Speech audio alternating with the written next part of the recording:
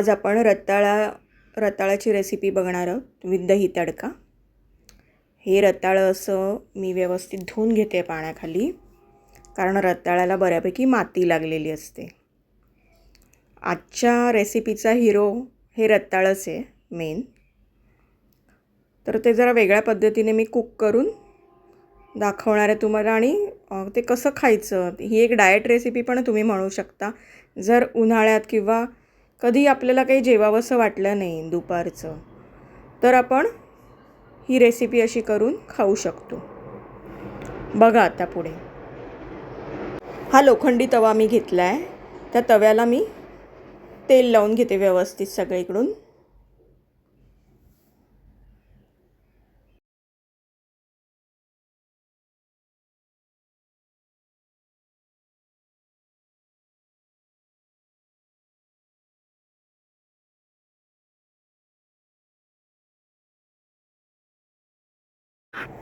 आता मी त्या रताळ्याला तेल लावून घेईन.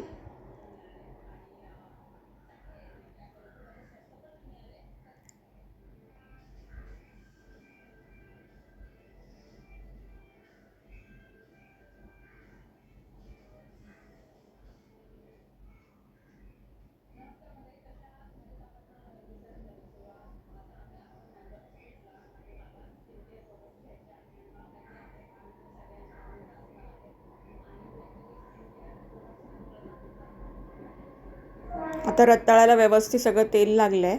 आता तुम्ही बघताय हा उंचवट्याचा जो भाग आहे रताळ्याचा, तो कसा शेकणार, तर तोही शेकला जाणार हळूहळू. तुम्ही बघा पुढे मी काय करते.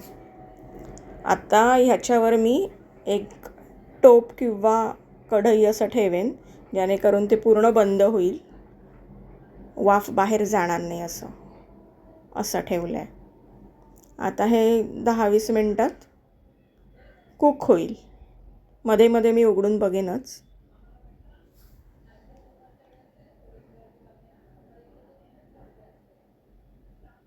आता 5 मिनटं झाली आहेत. मी जस्ट बघायला आली आहे झालं आहे का ते, किती झालं आहे ते बघायला आले. होणार तर नाही इतक्यात.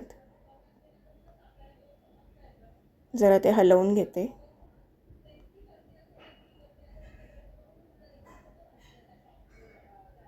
आणि टोप परत ठेवते त्याच्यावर. आता मी 10 मिनिटांनीच उघडेन.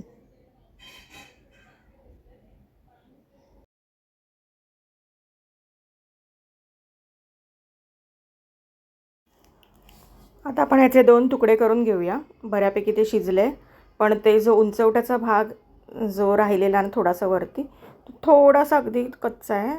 म्हणून आता हे थोडंसं अजून 5 मिनटं ठेवते. आता मी गॅस बंद केला आहे. मला बरोबर 20 मिनटं लागली हे कुक करायला, कारण हे जे रताळं होतं ते जरा जाड होतं, हेल्दी होतं. त्याच्यामुळे मला 20 मिनटं लागली एक्झॅक्टली हे पूर्ण कुक व्हायला. दाखवू का तुम्हाला? हे बघा, व्यवस्थित कुक झालेलं आहे. आता हे पूर्ण थंड झाल्याशिवाय ना हात नाही लावायचा, याला भरपूर गरम असतं, भाजतो हात. एकदा भाजलेला माझा जोरात, तिथपासून मी याला पूर्ण थंड झाल्याशिवाय हातच नाही लावायचा. ओके, आता मी तुम्हाला नंतर सांगते ते कसं खायचं ते. आता ही रताळी आहेत ना, ही अशी सोलून घेते मी. थंड झाली आहेत चांगली. ही अशीच शिजवायची तव्यावर. लोखंडी तवा आहे माझा, नॉर्मल तव्यावर पण शिजतात. नॉर्मल तव्याला पण तेच करायचं प्रोसिजर. त्याच्यावरती हवा बंद असं टोप वगैरे काहीतरी कढई वगैरे ठेवू शकतो. आणि हा असा फ्लेवर येतो स्मोकी छान. असंच पण छान लागतं हे खायला. पण मी त्याला दाखवते मी कसं खाणार आहे ते. भेटते तुम्हाला हे कंप्लीट झालं की.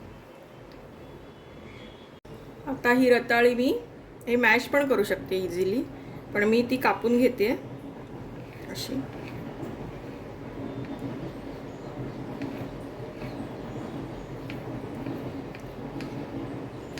मॅश पटॅटो झाला आहे त्याचा. मस्त मस्त लागतं. मी खाऊन पण बघितलं, एकदम यम्मी लागतं. मला ते पाण्यात उकळलेलं ना त्याचा फ्लेवरच नाही लागत. पचपचीत लागतं पाण्यासारखं. आता ही पद्धत चांगली आहे उकडायची. आता मी हे त्या एका भांड्यात घेते आणि भेटते तुम्हाला. हे असे झालेत.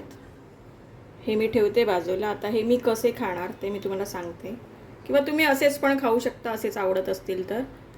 मी कसे खाणार ते मी तुम्हाला सांगते. मी आत्ता साधं घरात विरजलेलं दही आहे माझ्याकडे, हे ओके, मी ते घेते आहे. मला जेवढं लागणार तेवढं मी घेते. मला 8 चमचे हवे आता हे दही. 3 4 5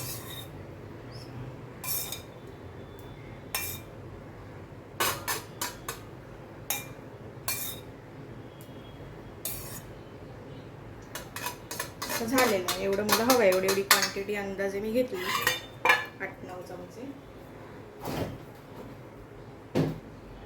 आता मी हे घुसळून घेणार. जर रवी असेल तर रवी घ्या. माझ्याकडे हा स्पून आहे, मी त्याने थोडंसं घुसळते. असं रवी आहे पण तो आता हँडी नाही आहे माझ्याकडे.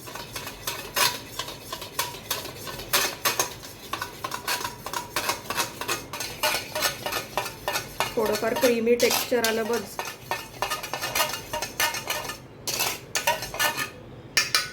हे बघा असं झालेलं आहे दही. ओके, आता या दह्याला मी तडका देणार, म्हणजे फोडणी देणार. फोडणीसाठी मी हा पॅन गरम केलेला इकडे. पॅनमध्ये मी आता चमचाभर तेल घातलेलं आहे. शेंगदाण्याचं तेल आहे ते, पटकन तापलेलं आहे ते. आता मी त्यात फोडणी घालते.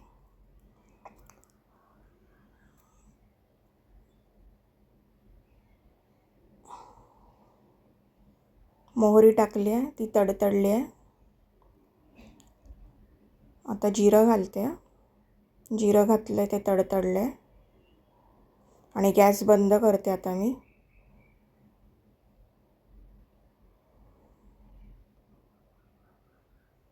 आणि ही कढीपत्त्याची पानं घातली आहेत.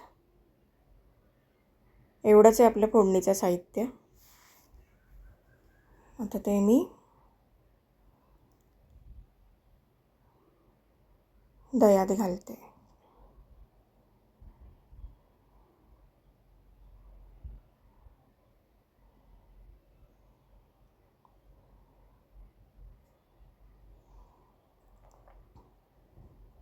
हा दही तडका तयार झालेला आहे. आता ते मी मिक्स करून घेते.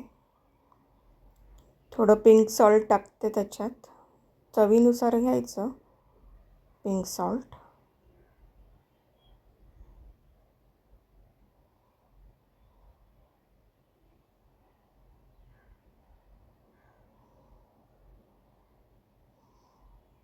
झालं. आता ह्या दह्याबरोबर आपण जेवढं रताळं असंच खायचं तर असंच खाऊ शकतो. एका बोलमध्ये वेगळं घ्यायचं रताळं आणि दही आणि खायचं, म्हणजे पोटाला पण थंडावा मिळतो दह्यामुळे. कारण रताळं जरा प्रकृतीला उष्ण आहे, म्हणून त्याच्यात मी दही मिक्स करून खाणार आहे, कारण आता उन्हाळ्याचे दिवस आहेत. अशी डाएट रेसिपी पण होते, कारण आपलं पोट भरल्यासारखं राहतं, आपल्याला भूक नाही लागत बऱ्याच वेळ, म्हणून खूप छान लागतं. हे खाऊन बघा तुम्ही. त्याच्यात थोडीशी मिरची पावडर पण मी घातली आहे, म्हणजे आपलं जे मालवणी स्पेशल मसाला असतो ना रेडवाला, तो थोडा वरून असा घातला आहे चवीसाठी. आणि आता आपली रेसिपीची डिश तयार आहे.